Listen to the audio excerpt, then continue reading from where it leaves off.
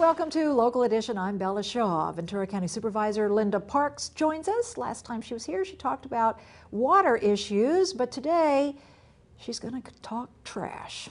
Yes, we're going to do some trash talking.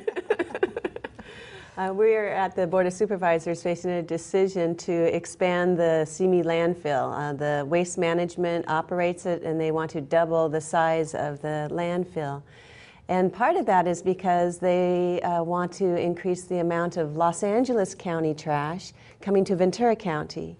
And that's a concern because if we fill up our landfill, where are we going to go? And that's what LA is facing now. Their landfills are at capacity. They'll keep their trash on that side, but don't cross over into our county. Well, it will impact us if we lose our capacity. So that's a concern. And people usually don't think too much about their trash after they, put it out on the curb for the trash truck to come along.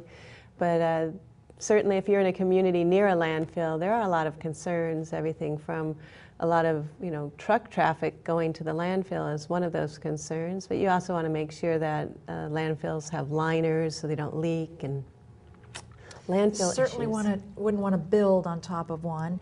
That's the cradle to grave sort of philosophy, that what does become of these things? The old days, they put it on a big barge and dumped it in the ocean. Right, and manufacturers, need to be a little bit more responsible in their packaging because they end up having so much extra packaging you don't need, and that ends up in these landfills, and it's not necessary. And of course, we all know the reuse, recycle, and reduce your waste. Well, a lot of people don't realize a lot of those packaging materials can be recycled. Yes, and landfills. This one is interesting. I thought it kind of cracked me up.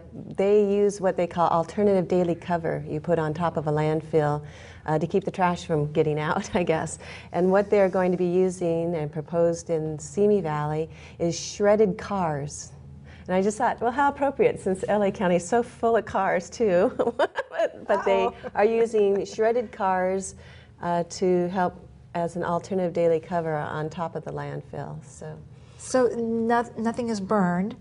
They just dig it a hole deeper and deeper and deeper. Yeah, and then at this point they're expanding out, and it's a pretty large expansion, and you're going into areas of open space and agriculture land. So, but it is something that we all need to deal with. It's something that we're all a part of. It's a very regional issue.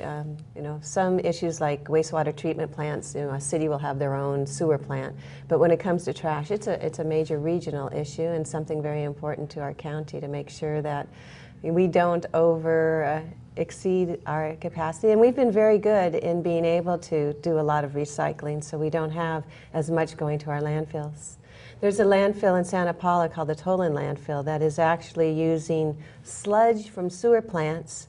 They're making it, they're kind of incinerating it and using that as their alternative daily cover. Instead of shredded cars, they're using solid waste or sewer sludge, I guess. Doesn't sound too inviting, does it? No, but these are the kind of issues you want to make sure that you're dealing with when you're deciding on landfills, and one of them is, odors is one, traffic is another, and making sure that they are being responsible corporate citizens with our waste. Well, maybe the waste and trash from Los Angeles County will end up in Orange County. Not.